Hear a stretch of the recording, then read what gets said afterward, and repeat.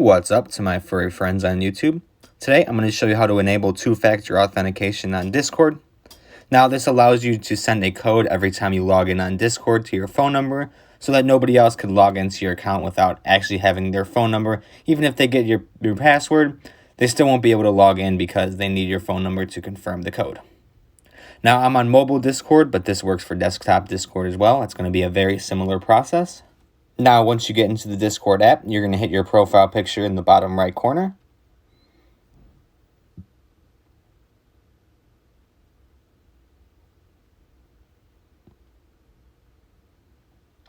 It's going to take you to this screen right here with your profile.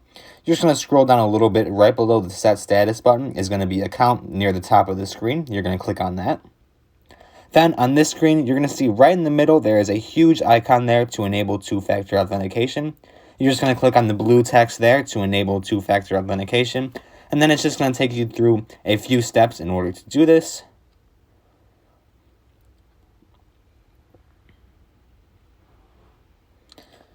As you can see, once you click on that, it's going to have you enter your password to enable it. Once you enter your password, you're going to hit OK.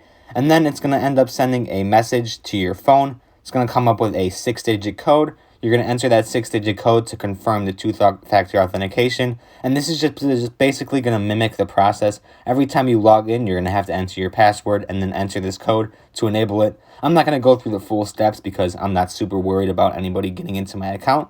But if you are, that is how you do it. If you have any questions or are you confused regarding this tutorial, be sure to leave a comment down below and I'll get back to you as soon as possible. Otherwise, if you found this helpful today, be sure to like and subscribe, and thanks for watching.